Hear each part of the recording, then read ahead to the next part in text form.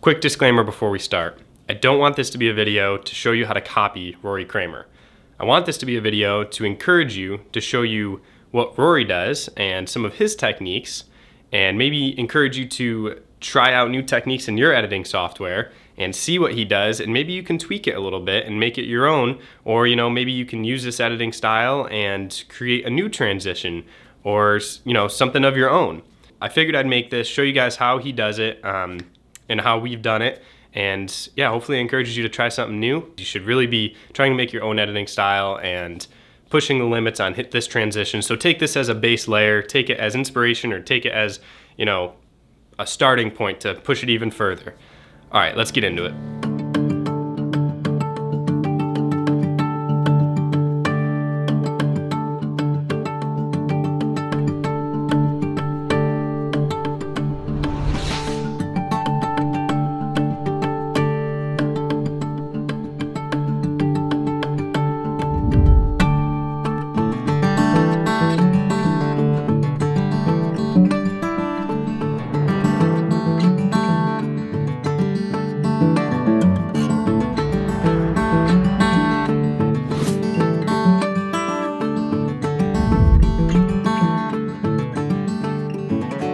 Okay, so as you just saw in that little sequence, I'm just showing a few things around our office. Update, we do have an office tour coming soon, probably next week. But yeah, so I'm just going around and getting different shots of things throughout the office. Really simple, easy shots. And all I'm doing is, when I take the shot, I'm either going to come in from the left or right or up or down. So let's say I come in from the left, I get my shot, right? And when I'm all done, I'll go up. Now, I know for the next shot, if I want to do this in order, that I went up. So, starting for the next shot, say I wanted to get a shot of the lens after, since I went up last, I'm going to start down and come up to it, and it doesn't matter which way I end out.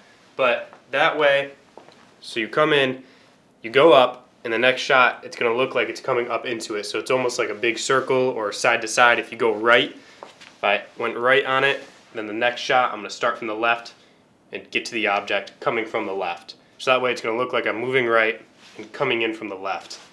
Pretty simple technique. It helps a lot if you use slow motion, which I'll show you when we're editing, why slow motion can help. So let's hop into the editing and I'll show you exactly how I edit this. Okay guys, we're over here in Premiere Pro. I've imported my footage. First thing I did is I went and selected the clips that I had in slow motion, interpret footage, assume the frame rate of 23.98 instead of the 120 frames per second. That's going to bring it down, make it slow motion. I dragged in a few first couple clips here, and as you can see, it'll be going in slow motion, and I have a little bit of a whoosh on there. And they're a little long, I'll probably tighten these up. There's another one for you. So I laid in music and I have a whoosh. Let me start from scratch here. So I went in, I selected the spot that I wanted, right? And as soon as I see it start to go away, that's where I end it.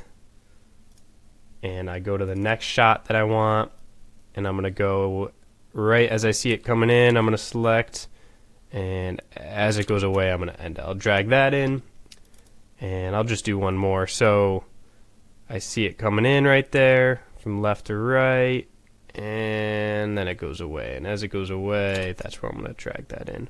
Now this is really simple. All you do is go here, time remapping speed. I'm going to do that to all of them. And if you don't have Premiere Pro, most other video editors will have this effect in there. I'm also going to scale these to size. Go. And all I'm going to do, we'll zoom in here, is when it starts to move, like right there, I'm going to make a keyframe and I'm going to speed it up. I'll go to maybe 500. Same thing on this one. Keyframe, speed it up, drag it together. And there you go. Now obviously if you have whooshes, you can add your whoosh underneath it, and it's going to help sell the effect. And time it up, and yeah, there you go. Hopefully that made sense for you guys. Now if you're looking for some whooshes, you can Google and get some royalty free ones. We use the Lens Distortions Archetype and Anticipation, I believe it is. I'll link them below so you can see those. Those are awesome. Be sure not to overdo it on the whooshes. You don't want it to be, too noticeable, it could kind of ruin the effect for you. There's also a ton of other ways to do this effect. You don't necessarily need time rewrapping if you're moving the camera the right way. It's kind of all about experimenting. So go out and when you're shooting, at the end of your clip, just drag your camera away and you can remember which way. There's a lot of different techniques to it. You want to look at color, you want to look at the speed of it, where you're shooting, stuff like that. But as you experiment and as you test it out, you can get a lot better at it. Alright, thank you guys for watching. Hopefully that gave you some inspiration to create some transitions of your own, or use this as kind of a base and build off of it. Like I said in the beginning, I don't want this to be how to edit like Rory or anybody else that's making these transitions right now. I just want to show you some cool techniques that are being used and, use it as inspiration to make your own, and that's what we're using it for. Like I said, I know we're guilty of doing it on our own, but we're gonna try to push this further, and yeah, alright. Make sure you subscribe down below if you like these videos or if you want to watch some of our vlogs. If you like this video, if you like these tutorials, go ahead and give this video a like. It really helps. Comment if you have anything that you want us to talk about or make a tutorial about. We'd love to hear from you. And yeah, we'll see you soon. Peace.